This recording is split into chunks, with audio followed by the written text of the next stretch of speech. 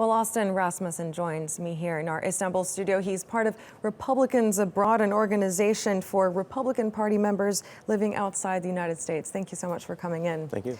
So we'll have the ceremony today. Donald Trump will be sworn in officially. He'll then take office. What would you like to see as his first steps as president? Well, initially, I'd like to see him roll back a lot of the executive orders that have come in under Obama.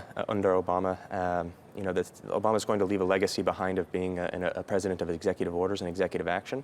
The problem with that, when you have a legacy that's based on that, is that the next executive that comes into power has that same exact authority and can roll that back. The next I'd like to see is two big points of his first 100-day plan that I was really looking forward to is for every regulation that comes out of the executive branch, for every new regulation, there has to be two existing regulations that are rescinded and taken away. So I'm looking forward to that. A hiring freeze on the federal government, obviously reviewing, repealing, and possibly replacing Obamacare is going to be a big step as well. But what I'd really like to see is the Republican Party kind of come together and take this opportunity. We saw this back in 2008 when the Democrats had power over both the legislative and executive branch, and Republicans kind of dropped the ball in that time period.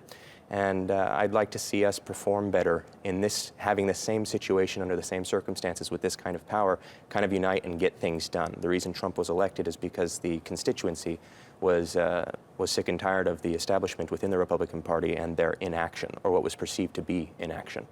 Trump has also expressed his wish for unity, not just among Republicans, but among all Americans. How difficult is that going to be in your view? And is it a healthy sign that we're seeing so many protests on the streets, so much dissent of, more political participation among Americans, or is it a dangerous sign of huge splits among the electorate?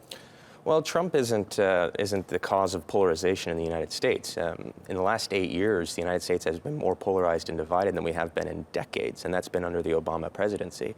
Trump is the result of a polarization that already existed, not just in the country, but in the Republican Party itself.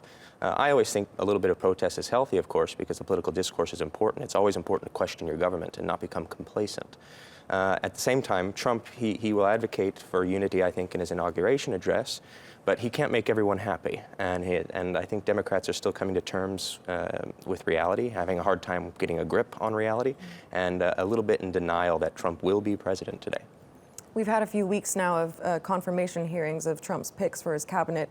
Are you optimistic about Trump's vision and his picks for this incoming administration? Yes, I think he's shaking things up a little bit. It's not these boring selections from the same establishment. He's picking people a little bit outside the field and surrounding himself with a bit more, with people who can fill the voids maybe in knowledge and information that he doesn't have or hasn't studied up on yet. And I think that's important for any president to do. Austin Rasmussen, huge thanks for coming in. Good to speak to you. Thank you.